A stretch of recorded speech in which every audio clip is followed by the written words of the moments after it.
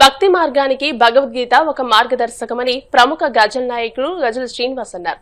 మంగళవారం రాత్రి భీమవరం జువలపాలెం రోడ్లోని ఆనంద ఫంక్షన్ హాల్లో ఆనంద ఫౌండేషన్ ఆధ్వర్యంలో జరిగిన రాష్ట్ర స్థాయి భగవద్గీత శ్లోక పఠన పోటీ విజేతలకు బహుమతుల ప్రదాన కార్యక్రమంలో ఆయన ముఖ్య అతిథిగా పాల్గొని మాట్లాడారు. అనంతరం ఉత్తరాజు ఆనందరాజు 46వ వర్ధంతి కార్యక్రమంలో గజల్ పాటలను ఆలపించారు.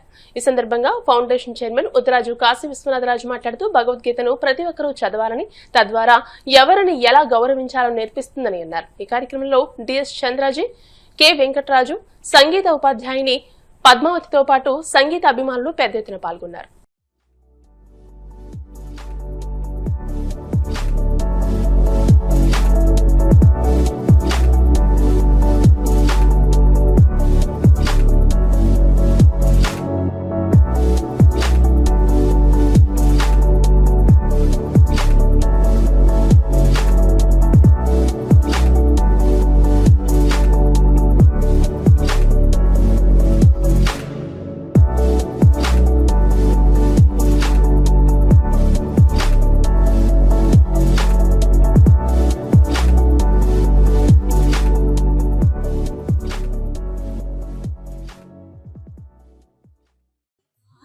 జీవన దీపికా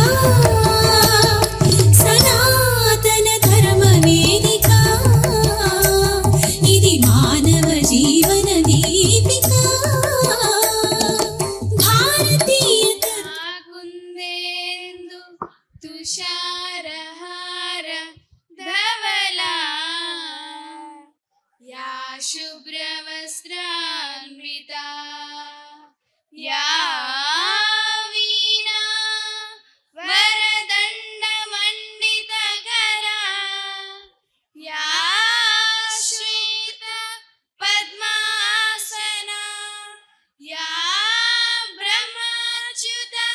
శంకర ప్రభృతిభి దేవై సదా పూజిత సామాం పాతు సరస్వతి భగవతి నిశ్శేషజాడ్యాపహ. మట్టి గోడల కౌత అదృష్టమిచ్చి మాను మాకులకేమో సౌభాగ్యమిచ్చి మొద్దు నిద్దురలోన నన్నేమో ముంచేసి మాయ చేస్తివి గదా మా ఇంటికొచ్చి. ఏ పాపినో నేను నిన్ను కాంచనైతే, ఏ పాపినో నేను నిన్ను కాంచనైతే, నా తండ్రి శ్రీనివాస నన్నేలు చిద్విలాస. నీవే కదా స్వామి ఇంటికొచ్చింది, నిదురలో నేనుంటే తలుపు తట్టింది, పసిడి అందెల రవళి చెవుల పడకుండా పాదముద్రలు కూడా కనుల పడకుండా నీవే కదా స్వామి ఇంటికొచ్చింది.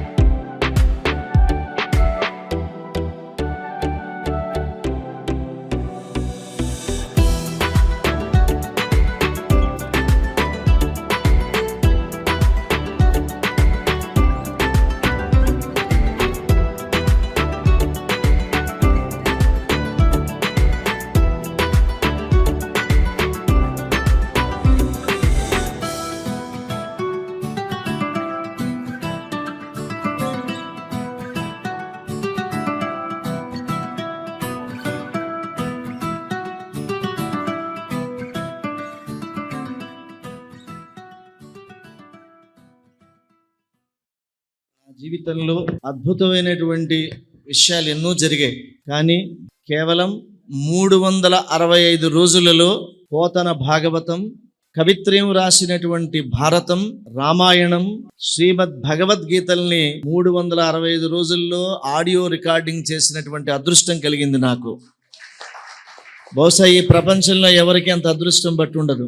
వారేమో తాబేలు నడక నడిచారు, నేనేమో కుందేలుగా నడిచాను. వారు శ్రీనివాస్ భగవద్గీత చేయాలి, ఎవరి చేత పాడిస్తే బాగుంటుంది అని అంటే మంగళంపల్లి బాలమురళీకృష్ణ గారు అనుకున్నాము, కుదరలేదు, వారు స్వర్గస్థులైపోయారు.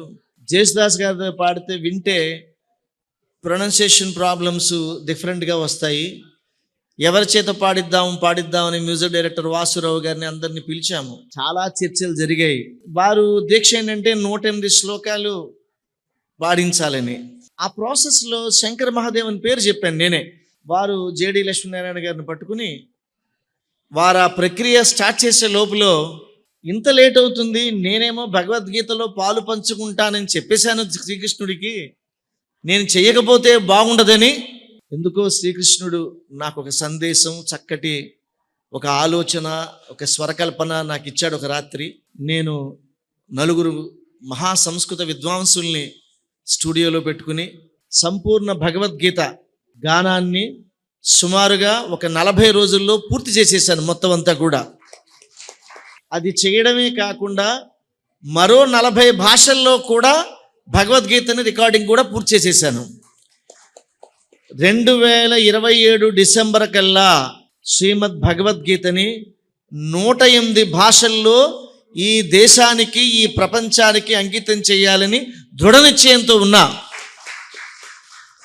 ఘంటసాల గారు పాడినటువంటి భగవద్గీతని మన వారు సరిగ్గా ఉపయోగించక, దాని విలువ తెలియక, ఒక మనిషి నిర్మాణం కోసం ఉపయోగించాల్సినటువంటి సమయంలో నిర్యాణం వైపు తీసుకెళ్తే చాలా బాధ అనిపిస్తుంది. అది వైరాగ్య దిశగా తీసుకెళ్తారు. అది ఆయన అలాగ చేయలే, కానీ మన మైండ్ సెట్ని అట్లా తయారు చేశారు. ఇవన్నీ ఆలోచించి నేను ఎంతో మంది యొక్క భగవద్గీత విని నేను ఆ శ్రీకృష్ణుడి యొక్క కరచాలనం, స్వరచాలనంతో నేను భగవద్గీతని వైరాగ్యం వైపు కాకుండా పూజ గది వైపు, గర్భగుడి వైపు తీసుకెళ్లేటట్టుగా ఆ భగవద్గీత పాడడం జరిగింది. ఆ భగవద్గీత నేను ఇటీవలే తిరుమల కొండలో టీటీడీ దేవస్థానం వారికి అందజేశాను. నా భగవద్గీతను నేను అమ్మడంలే, యూట్యూబ్లో ఉంది. మీరు విని ఇటువంటి భగవద్గీత మీరు ఎప్పుడన్నా విన్నారా, ఇటువంటిది ఎప్పుడన్నా విన్నారా, ఒకసారి ఆలోచించుకుని నాకు ఫోన్ చేయండి. నా నెంబర్ కూడా ఉంటుంది అక్కడ. మిమ్మల్ని కృష్ణుడి దగ్గర ఒళ్ళో కూర్చోబెట్టుకుని మీతో భగవద్గీత చెవిలో చెప్పినట్టు ఉంటుంది నేను పాడినటువంటి భగవద్గీత. ఈ భగవద్గీతని అన్ని దేవాలయాలకి, విద్యాలయాలకి కూడా అందించాలన్నది, ఫ్రీగా పంపించాలన్నది నా కోరిక.